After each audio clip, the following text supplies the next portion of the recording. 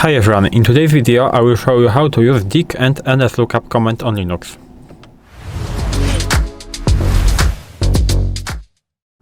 So let's open the terminal, and maybe at the beginning we'll start what is the dig and what is the nslookup command, because these tools are essential, I would say, for network troubleshooting, debugging domain issues, and basically understanding how DNS works in the more practical way.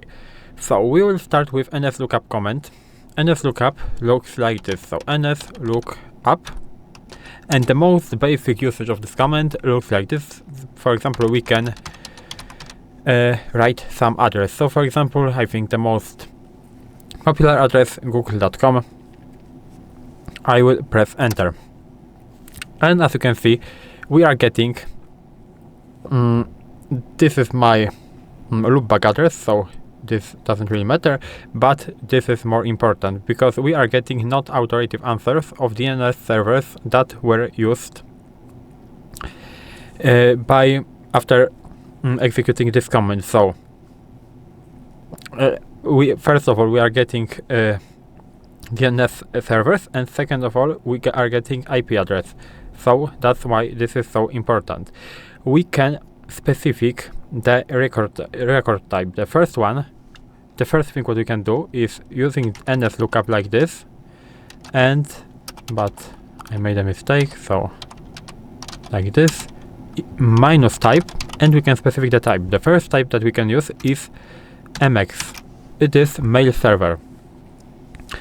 And for example, the most popular, I think, mail server, again, gmail.com, also contained with Google.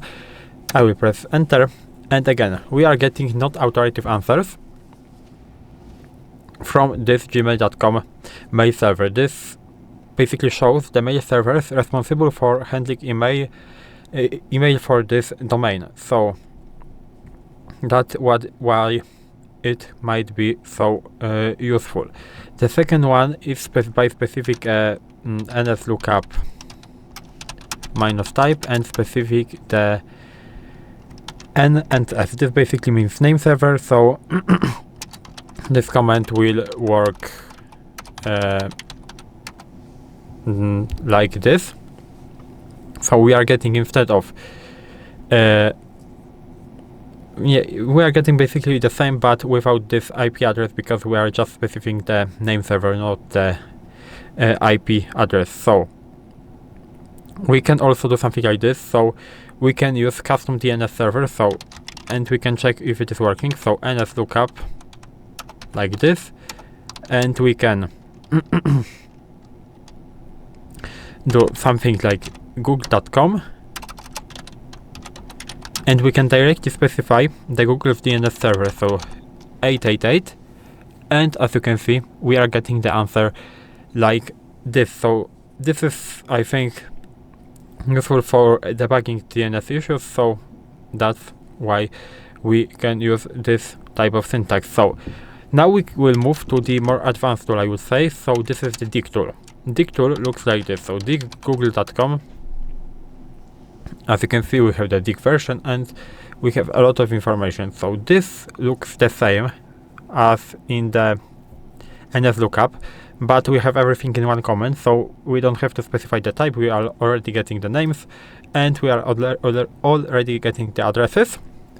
We have the header section. The header section basically tells us the status of query, because query we have here and we have no error, so everything went fine. We have the question section right there. So basically, what did I ask? I did ask about google.com. We have answer section, so this is the result. We have authority section, so this is who manages the domain, so in that case is of course Google. And the most important thing is, I think, the answer section. So we can do something like this, so dig google.com .com plus and short. It will, I think, clean output a little bit. So instead of getting all of this, we are just getting the IP addresses from there, so that's why it might be useful. I will maybe clear that for now because it is a lot of information. So now we can do dig google.com and what does it mean? This basically returns the IPv4 addresses of the domain. In that case, it looks almost the same. So this is the answer. Of course, we can do the same thing as we did in the nslookup command, so we can specify the mail server. So dig google.com mx, maybe not google.com, but because this is not the mail server, but we will do Gmail. As you can see, we are getting almost the same result as we did in the nslookup command. Again, we can specify the name server, so dig google.com and name server. As you can see, we are now only getting this answer section with the names, not with IP addresses. What we can do more, so we can query a specific query the specific DNS server, same as we did in the nslookup command. So again, but we have to do here something like this, so 888 and google.com. And as you can see, we are getting question and the answer from this IP address. So that means that our connection to this DNS server is correct.